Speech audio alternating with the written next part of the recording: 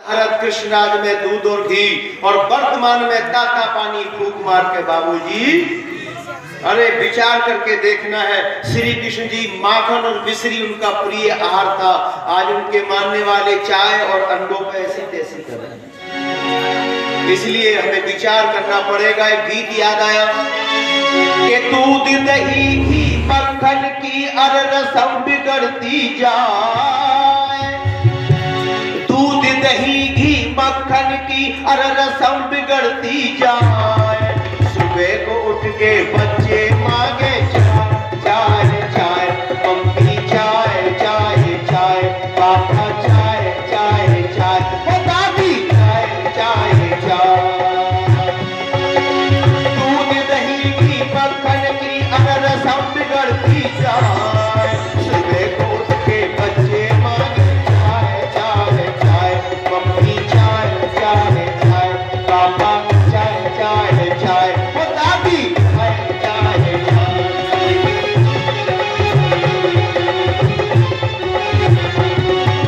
से उठे के पाव दूध एक पत्ती ये लावे, 5 रुपए के नहीं समोसा 30 रुपए के आवे, बैठ चाय की संग उड़ा में कुटुंबा खुश हो जाए, सुबह को उठ के बच्चे मांगे चाय चाय चाय, मम्मी चाय चाय चाय, पापा चाय चाय चाय, दादी चाय चाय चाय, दूध दही घी मक्खन की अर रसम बिगड़ती जाए, सुबह को उठ के बच्चे मांगे चाय चाय चाय, मम्मी चाय चाय।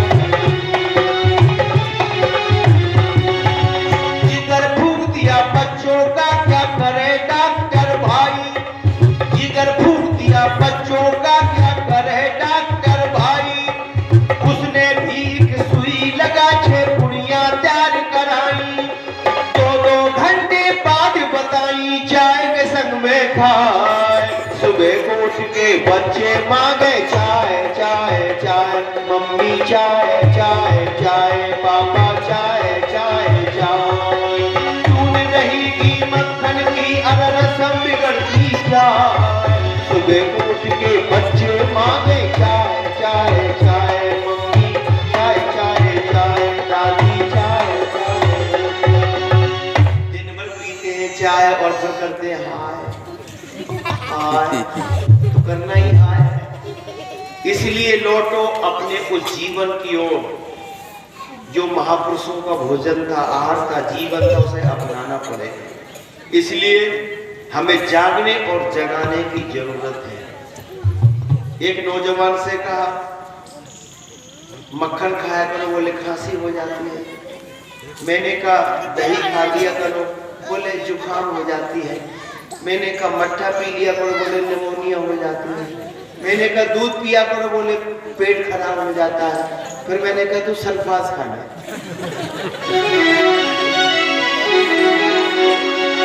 अरे सुनी हो गई भारत माँ की, अरे सुनी हो गई भारत माँ की गोद, अरे घनश्याम सुदर्शन धारी आजा, कृष्ण आजा, सुदर्शन धारी आजा, कृष्ण मुरारी आजा।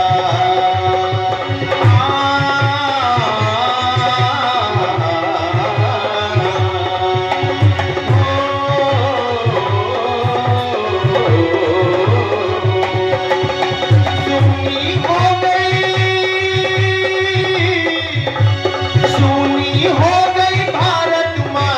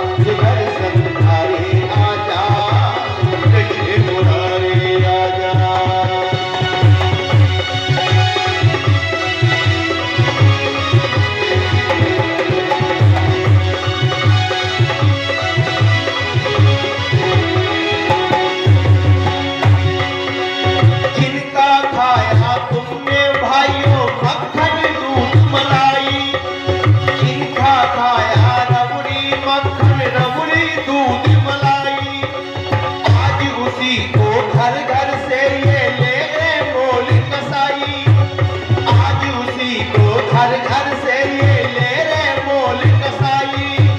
लाखों की संख्या में बढ़ती, लाखों की संख्या में बढ़ती और कतले आम सुनर संधारे आजा, कृष्ण मुरारे आजा, सुनर संधारे आजा, कृष्ण मुरारे आजा। आज सुनी हो गई भारत माँ की गोद, अरे घनश्याम सुधर संधारे आजा, कृष्ण मुरारी आजा, सुधर संधारे आजा, कृष्ण मुरारी आजा।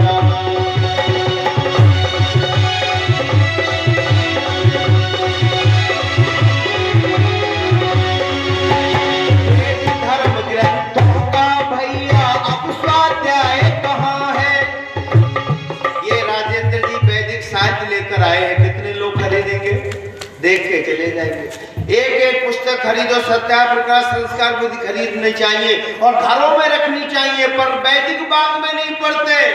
क्या पढ़ते हैं? प्रसाद में पढ़ते हैं। एक बहुत बढ़िया ग्रंथ पढ़ते हैं, गुरुजी सुना दूं? ऐसा ग्रंथ पढ़ते हैं, सुनो कि भैंस भी आई है संबल में जागिरा दातावान,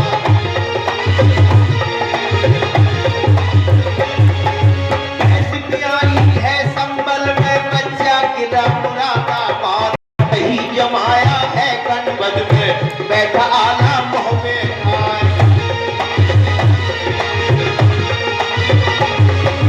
ऊंचा अंटा है मलके का बादल तीन हाथ रह जाए, ऊंचा अंटा है मलके का बादल तीन हाथ रह जाए, अरे लड़ैया आधा उधर की जात बना बनता है। ऐसे चमचा है सिरसा में जिसमें सोमन दाल समाए, ऐसे चमचा है सिरसा में जिसमें सोमन दाल समाए, बड़े खबैया आला उधल चमचा साथ साथ खाता है।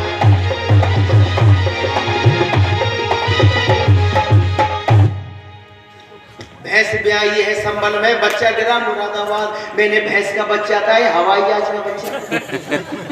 70 किलोमीटर की दूरी है, सुनने वाले मुंडी हिला रहे हैं। पड़ी तो इन गप्पों की पिटारे पड़े, गप्पों का ढेर। अच्छा, आला उदल ने कोई धर्म का काम किया, राष्ट्र का काम किया, देश का काम किया, एक दूसरी घरवाली के पीछे लड़ते मर गए। पड़ी तो ये हमने आला पड़ी, ऊंचा अंटा है मलखे का बादल तीन हाथ रह जाए, और ऐसे चमचा जिससे दाल निकालते चमचा है सिरसा में जिसमें सोमन दाल समा, एक चमचा में माता बहनों सोमन दाल आती है, चमचा था या तलाव था पूरा। पढ़ी तो इन गप्पों की किताबें पढ़ी, अगर पढ़ते सत्या प्रकाश कोई बहका था, कोई ठगता, कोई जोशी, कोई भूत व्याधा, कोई असर नहीं करता। संस्कार विधि पढ़ी होती, बच्चों में संस्कार देने की तालीम। इतनी अलग अलग सुंदर पुस्तकें यहाँ बिक रही है, बिकती रही है। हमारे घरों में वैदिक बाग में होना चाहिए। अरे तुम और नहीं तो रामायण ही पढ़ लो, एक चौपाई जीवन में आ जाए, जीवन की तस्वीर बदल जाए। विगित दिवस तब आयुष पाई संध्या करन चले दोनों भाई, श्री राम और लक्ष्मण मेडिटेशन संध्या करते हैं। प्रातः काल उठ के रघुनाथा माता पिता गुरु नावई माता, अपने माता पिता के आगे शीश झुकाते नमन करते। अगर रामायण की चौपाई पकड़ के अमल आचरण में आ जाए, घर की तस्वीर बदल जाए। लेकिन हमने पढ़ी वो गप्पों के उपन्यास पढ़ते थे लोग, जो ऊपर से नीचे तक का नाश करते, उसका नाम उपन्यास। ये वेद धर्म ग्रंथों का भैया अब स्वाध्याय कहाँ है?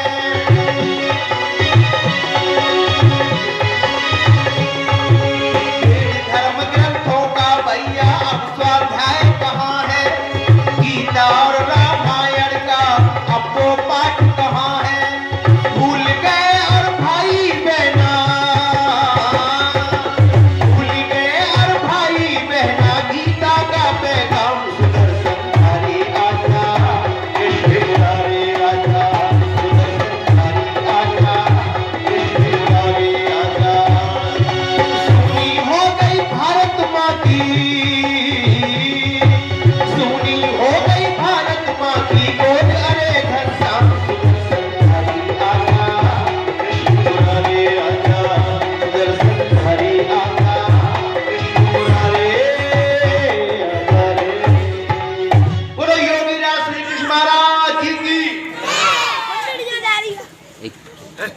उनके जीवन की शैली अपनानी पड़ेगी, उनसे सीखना पड़ेगा। उन्होंने किस तरह से अपने जीवन को जिया, उनका बहादुरी का गुण देखना है तो देखो, जब संधि का प्रस्ताव लेकर के दुर्योधन के यहाँ गए और अपना प्रस्ताव रखा, युद्ध का मुंह काला होता है, जहां तक वो युद्ध टालना चाहिए। और मैं चाहता हूं कि आप केवल 5 गांव दे दो पांडवों को, वो उसमें काम चला लेंगे, युद्ध टल जाएगा। दुर्योधन ने सुई उठाई और धरती पर उसकी नोक को टेक कर कहा, अरे श्री कृष्ण महाराज, आप 5 गांव की बात करते हो, इस सुई के नीचे जितनी धरती भी आती बिना युद्ध के नहीं दूंगा। 5 गांव की बात करते हैं आप।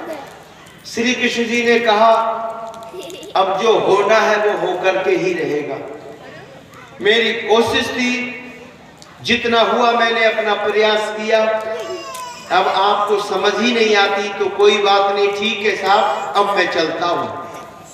जब श्री कृष्ण महाराज दुर्योधन के यहां से जब चलने लगे तो दुर्योधन ने कहा, माधव, अरे केशव, एक काम करो, आप मेरे यहाँ आए, शांति दूत बनकर आए, प्रस्ताव लेकर आए, पर आप मेरे यहाँ भोजन तो करके जाइए। तो श्री कृष्ण महाराज जी ने कहा, किसी के यहाँ भोजन 2 स्थितियों में होता है, ध्यान से सुनना। किसी के यहाँ भोजन 2 अवस्थाओं में होता है, या तो खाने वाला मजबूर हो के नहीं खाऊंगा, भूखा मर जाऊंगा, और या खिलाने वाले के दिल में अपार प्यार हो, आपको भोजन करके ही जाना पड़ेगा। प्यार तेरे दिल में नहीं और मजबूर मैं नहीं, चलता हूं। और दिखाया अपनी शक्ति का संचार का रूप। जब चलने लगे तो दुर्योधन ने कहा, ग्वाले में बड़ी अकड़ है, अकड़ निकालो, करो गेट बंद।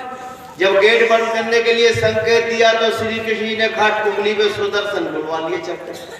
जब देखा सुदर्शन चक्र उंगली पर नाचने लगा तो दुर्योधन ने कहा, जल्दी किवाड़े खोल दो, हाथ जोड़ लो, नहीं तो एक भी शर्त धड़ पर नजर नहीं आएगा। ये था श्री कृष्ण जी की शक्ति, बहादुरी का गुण।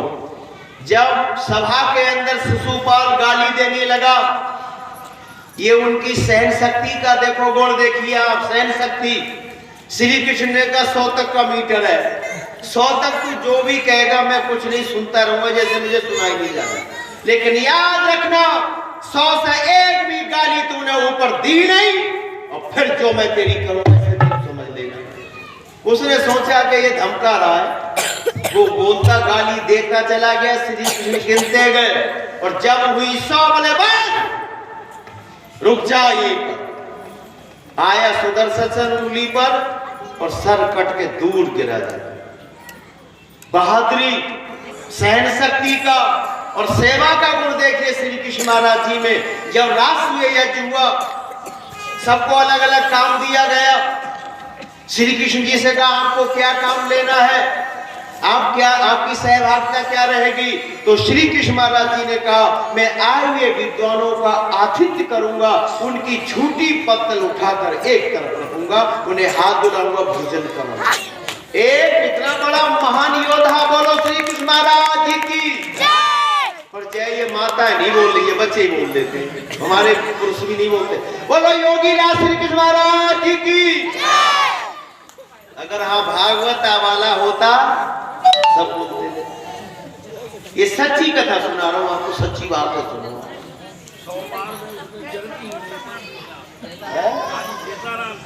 ना वो तो कह ही नहीं सकता था। चरित्र पावन है श्री कृष्ण जी का, और मिश्री की डेले की तरह जिधर से जुबान लगाओगे मिठास मिलेगी। सेवा का भाव देखिए, आज थोड़ा भी करने में तो ही नजर आती है। सरदार भाइयों से सीखो सेवा का भाव। बड़े से बड़ा अरबपति भी गुरुद्वारे में जाकर सेवा करता है, जूते साफ करते रखते हैं, सेवा, लंगर, पोछा लगा रहे, उनमें सेवा करने का गुण है। ये श्री कृष्ण महाराज जी से सीखो। ये भावना हमारे अंदर आनी चाहिए। राष्ट्र में यदि में विद्वानों का आतिथ्य और सत्कार कर रहे हैं, ये कितने बड़े महापुरुष। और करुणा का भाव, मित्रता कैसी होनी चाहिए।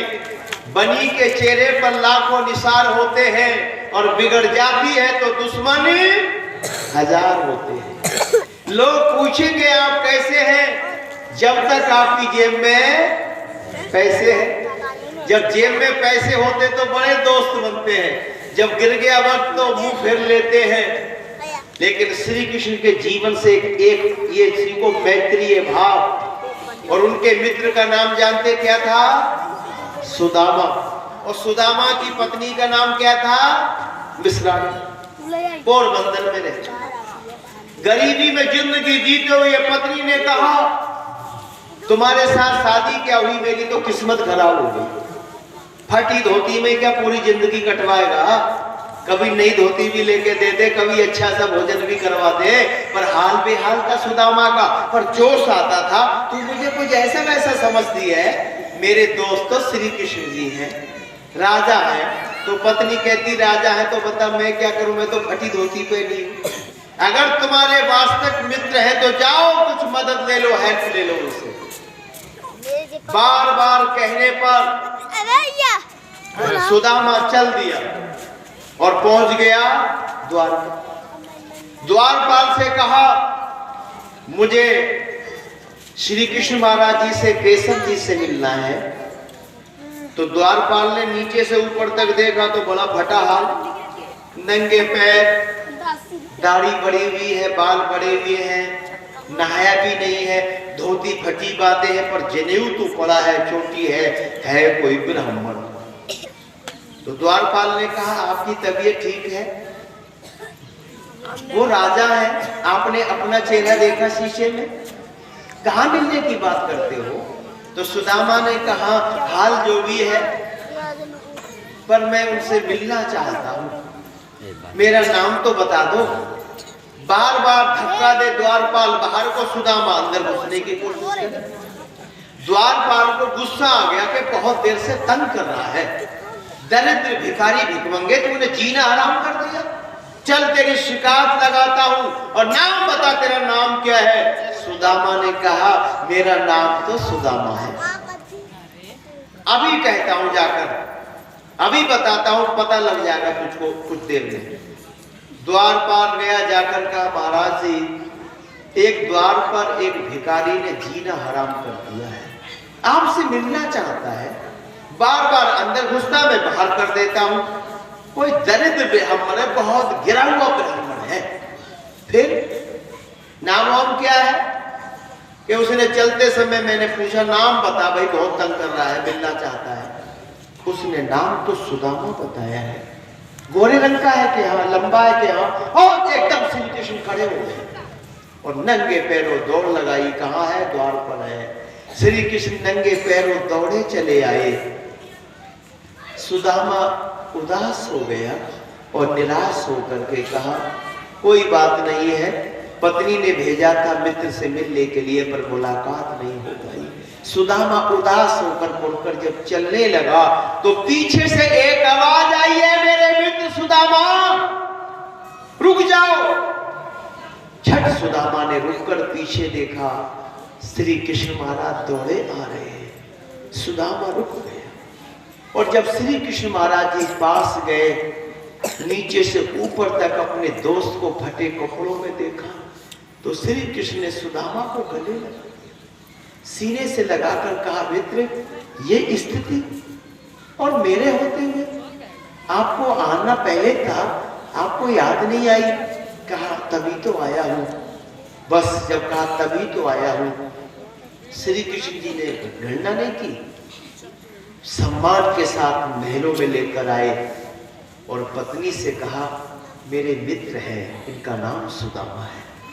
व्यवस्था की सेविंग बाल आदि नहला धुला कर राशि पोशाक सुदामा को धारण करा दी गई, बढ़िया से बढ़िया चीजें खिलाई गई।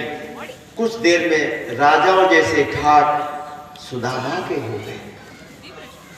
फिर सुदामा ने मन में सोचा जिस उद्देश्य से पत्नी ने भेजा, कह दूंगा तो अब छोटा हो जाऊंगा, अब नहीं कहूंगा। मन की मन में रख ली। अनेक दिन बीत गए, पर जब कहा था पहले आना चाहिए था, तो कह दिया इसीलिए अब चला आया हूं। श्री कृष्ण जी समझ गए उनके नाम से पहले योगी भी जुड़ा है, वो योगी। सारी व्यवस्थाएं सुदामा की हो गई।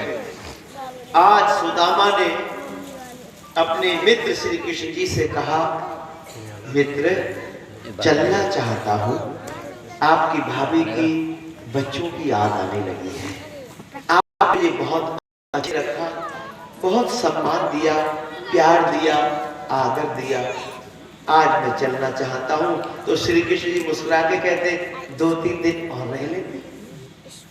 नहीं नहीं मित्र, फिर कभी आएंगे, अब चलने दो, व्यवस्था करो। श्री कृष्ण जी ने रथ मंगाया और कुछ बाहर तक आए, रथ पर सुदामा को बिठाया और हाथ जोड़कर कहा, मित्र ये रथ भी तुम्हारा, सारथी भी तुम्हारा है, अब इसका आनंद लेना, अब पैदल मत जाना चला करना, इससे आया जाया करना और फिर जल्दी लौट कर आना, मैं आपकी प्रतीक्षा करूंगा। और ये विदाई देकर श्री कृष्ण जी सुदामा को महलों में लौट आए। अब सुदामा के मन में एक भाव आया, तो मेरा मित्र है पर इसने कुछ दिया नहीं, अपनी भाभी के लिए कुछ दे देता, बच्चों के लिए कुछ मिष्ठान आदि, कुछ वस्त्र आदि कुछ दे देते, पर निष्ठुर निकला, हृदय तो पाषाण हो गया, कुछ देना चाहिए था। सुदामा पूरे रास्ते श्री कृष्ण को दोष देते रहे। आ गए अपनी नगरी में, वो तो उसी में थे, ये दे देते ये दे देते, पर दिया ही नहीं कुछ। चलो कह दूंगा, कुछ बहाना लगाऊंगा, सोच लिया मन में। जब आए जहां झोपड़ी थी वहां एक बढ़िया सा महल बना खड़ा था। सुदामा ने का धोखा हो गया, पत्नी ने उधर भेजा, पता नहीं कहां गई बच्चों को लेकर, घर भी गया, पत्नी भी गई, अब तो बड़ा धोखा हो गया जीवन में। लेकिन ऊपर से पत्नी ने देखा, अरे पति देव रथ पर सवार है, दौड़कर नीचे आई तो गहनों से लदी थी उनकी पत्नी, बढ़िया लिबास, चेहरे पे चमक, और कहा महाराज किस चक्कर में बैठे, उतर के आओ, ये हवेली ये महल तो तुम्हारा है। तो सुदामा ने कहा किसने बनवाया? अच्छा ये भी नहीं जानते, जिस उद्देश्य से गए थे वही उद्देश्य तो पूरा हो गया। ये तो आपके मित्र श्री कृष्ण जी ने, अरे सब चीज भर दी, भंडार भर गए हैं, पैसा गाय ये सब कुछ देखो, गहने देखो, लिबास देखो, ये सब कुछ तुम्हारे मित्र ने किया है। माताओं और बहनों, उस समय सुदामा उस महल की चौखट पे खड़ा होकर फूट फूट कर रोकर कहता है, दोस्त मैंने तो तुम्हें बड़ा दोष दिया कि तुम निर्दयी निकले, कुछ सोचा नहीं और मुझे बताया नहीं, और इतनी व्यवस्था मेरी कर दी, तुम जीत चुके हो और मैं हार चुका हूं। एक बार बोलो योगीराज श्री कृष्ण महाराज जी की। ये था श्री कृष्ण का मैत्रीय भाव। जितना भी सीखो उनके जीवन से वो कम है। हमें सीखना चाहिए और जीवन जीने का तरीका सलीका आना चाहिए। एक रोमरोल्ला हुआ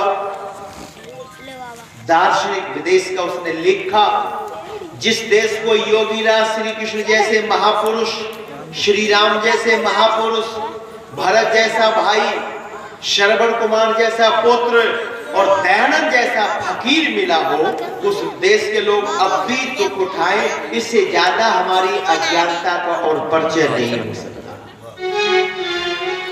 ऋषि दयानंद सत्याग्रह प्रकाश के 11वें समोल्लास में श्री कृष्ण जी के लिए आत्मपुरुष लिखा, जिनका जन्म से मृत्यु तक कोई अनैतिक कार्य जीवन से नहीं हुआ।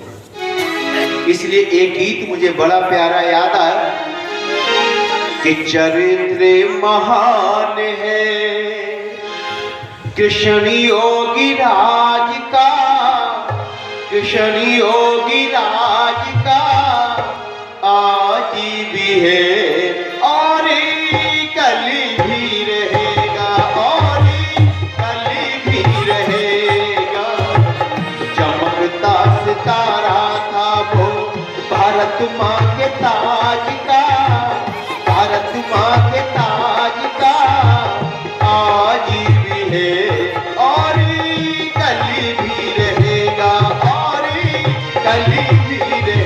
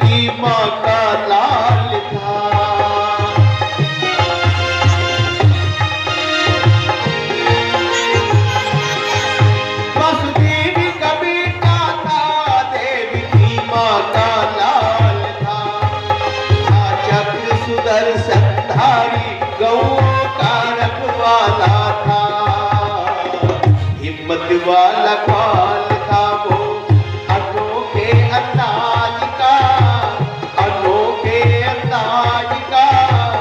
आज भी है और कल भी रहेगा, और कल भी रहेगा। चरित्र महान है कृष्ण योगीराज का, कृष्ण योगीराज का। आज भी है और कल भी रहेगा। हे गृहस्थी हो करके कृष्ण योगी अति ब्रह्मचारी।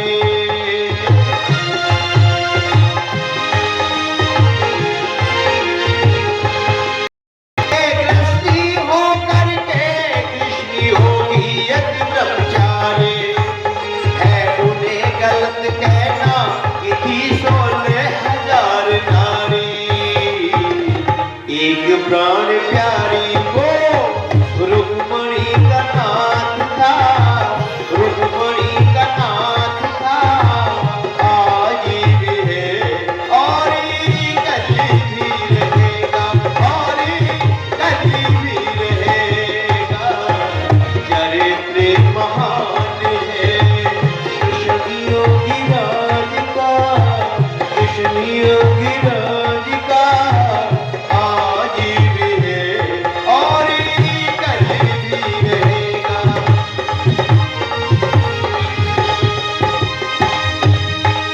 उन्हें राधा रमण कहते हुए कुछ शर्म तो आनी थी।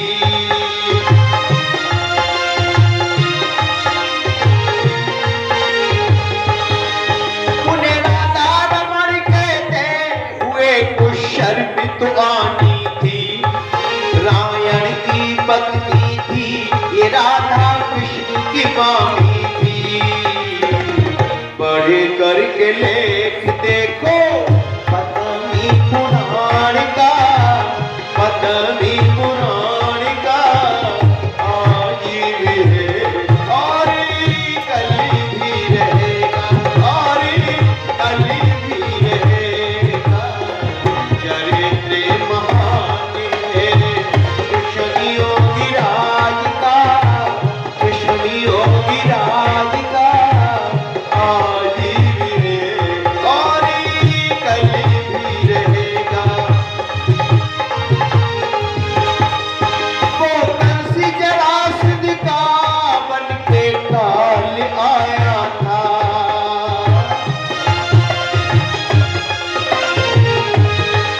वो कंसी जरासंध का बन के काल आया था। और दीन सुदामा का सखा संभाल आया था। और दीन सुदामा का सखा संभाल आया था। सारथी कमाल बना अर्जुन तीरंदाज का, अर्जुन तीरंदाज का। आज भी है और कल भी रहेगा, और कल भी रहेगा। चरित्र महान है कृष्ण योगीराज का, कृष्ण योगीराज का। आज भी है और कल भी रहेगा, और कल भी रहेगा, और कल भी रहेगा।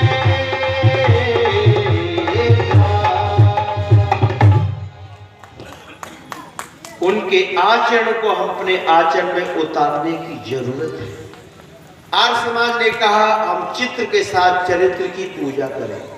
घर में महापुरुषों के चित्र लगाने से चरित्र याद आता है।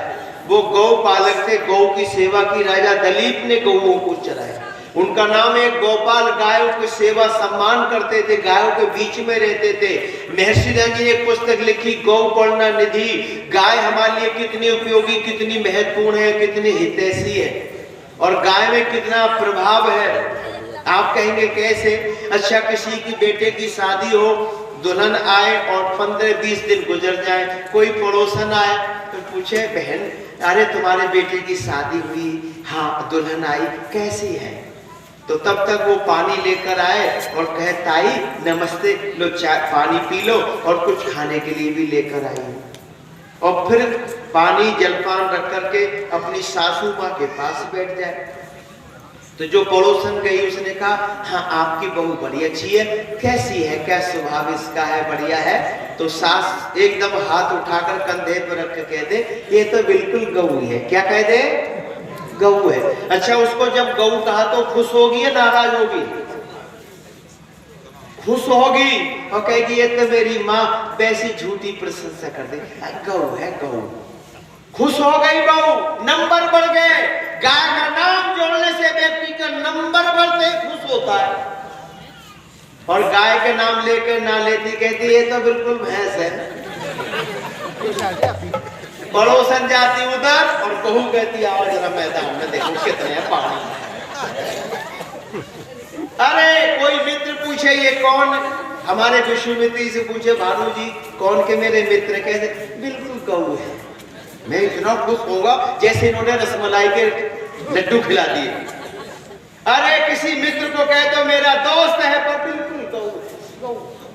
जिसको गऊ कह दिया इतना खुश होता जाता है जैसे इसको कितनी बढ़िया चीज खिला दी। और वो ना लिखे थे बिल्कुल बैल है, भगवान ही मालिक है। अरे गाय का नाम जोड़ने से लोगों के नंबर बढ़ते, महत्व बढ़ता। बोलो गौ माता की जय, बोली गौ माता की पाली भैंस आंटी। और भैंस आंटी कितनी बेचारी सीधी है। भैंस आंटी जी रोड पे जाती हूँ कितने ही हाथ में बजा लो रास्ता नहीं देती। और कहीं नदी में नहलाने ले जाना, पूछ पकड़ के इस बार से उस पार जाके देखना, बीच धार में जाकर नीचे बैठ जाती है। पर गाय बैठती नहीं है, पार लगाती है। गाय में कितनी विशेषताएं बहुत हैं, लेकिन आज नकली भक्त बन गए। आओ महाराज तुम्हारी जरूरत का आऊं कैसे, आइए चल